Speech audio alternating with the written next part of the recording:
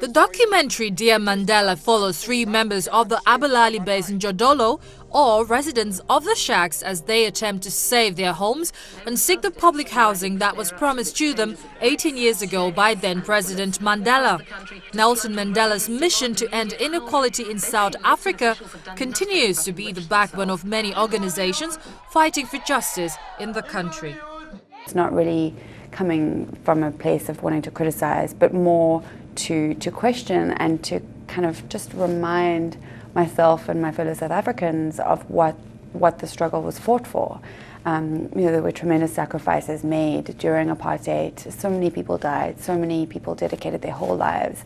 Mandela and many others Mandela spent 27 years in prison for a better South Africa, for a South Africa that was a place where human rights are respected. The film follows the journey of 3 residents of a slum known as Kennedy Road. Mazwi, a schoolboy who is also the president of the Youth League of Abalali, Zama, an 8 orphan who lives in a shack with 6 family members, and Nikelo, a shopkeeper who is the elected spokesperson for the group. We definitely wanted to focus on young people. We really wanted the story in Dear Mandela to focus on what the new generation in South Africa was feeling, what their lives were like, what was important to them. And so Mazwi, Nikelo and Zama really kind of gravitated towards us and us towards them, just through their kind of leadership, through their charisma, and just the fact that they had just a really amazing vision of South Africa, what South Africa could be.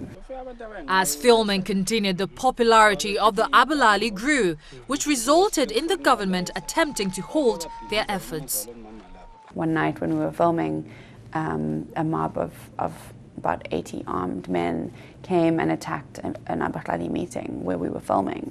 And it was a really, really scary situation. It was just, we didn't know what to do. They were looking for the leaders of Abalali. They wanted to kill them. That night they actually bashed down, they demolished the homes of the Abalali leaders.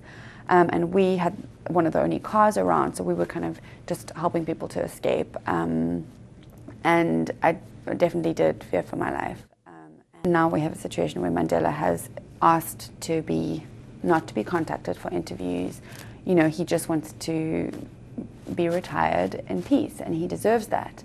So, the Dear Mandela aspect, there's this idea that the film and that their work is kind of in a message to him, comes out in the film. It's because we can't contact him.